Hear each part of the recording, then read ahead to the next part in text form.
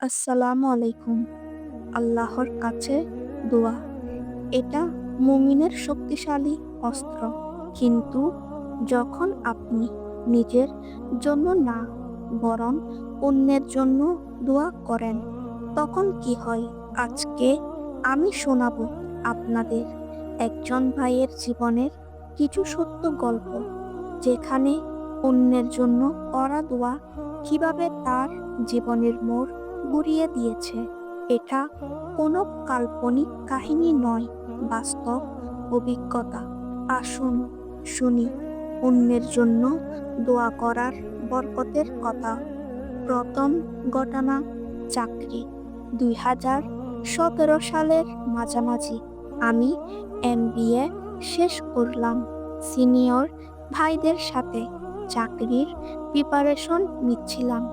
এক ভাই ছিলেন, বিয়ে করে ফেলেছেন, কিন্তু চাকরি ছিল না।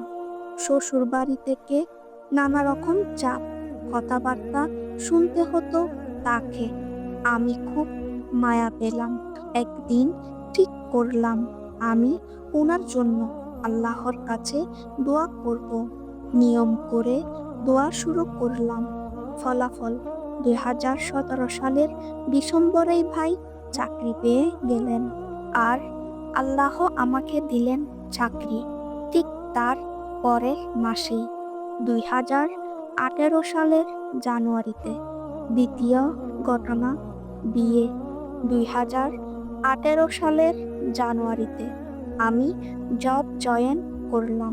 কিছুদিনের মধ্যেই শুনি আমার এক কলিগ বিয়ের জন্য চেষ্টা করছেন, কিন্তু হচ্ছিল না। মনে এক ধরনের দুঃখ লাগলো। সেই দিন থেকেই তার জন্য বিয়ের দোয়া শুরু করলাম। ফলাফল এপ্রিলেই আল্লাহ আমাকে বিয়ে করিয়ে দিলেন। আর সেই কলিগ ভাইয়ের বিয়ে হয় অক্টোবর মাসে। তৃতীয় ঘটনা, সন্তান। 2019 সালের শুরুতে শুনলাম ওই কলিগ ভাই ও তার স্ত্রী বাচ্চার জন্য চেষ্টা করছেন, কিন্তু কিছুতেই হচ্ছিল না। আবারও আমি দোয়া শুরু করলাম, আল্লাহ ওনাদের যেন সুসন্তান দান করেন। ফলাফল 2019 সালের মে মাসে আমার স্ত্রী আমাকে জানালেন, আল্লাহ আমাদের সন্তান দান করতে যাচ্ছেন। আমার চোখে পানি চলে এলো। এত আনন্দের খবর ছিল ওটা। আর আল্লাহ 2019 সালের ডিসেম্বরে আমাদেরকে কন্যা সন্তান দান করলেন। যেই ভাইয়ের জন্য দোয়া করেছিলাম, ওনাদের বাচ্চার ডেলিভারিও ঠিক একই মাসে, ডিসেম্বর 24 তারিখে। এরপর থেকেই আমি কখনোই অপর ভাইয়ের জন্য দোয়া করা ছাড়ি না। এসব ঘটনা আমাদেরকে একটা জিনিস শিখিয়েছে, অন্যের জন্য নিঃস্বার্থ দোয়া শুধু তার উপকার করে না, বরং আপনার জীবনেও আল্লাহর রহমত ডেকে আনে।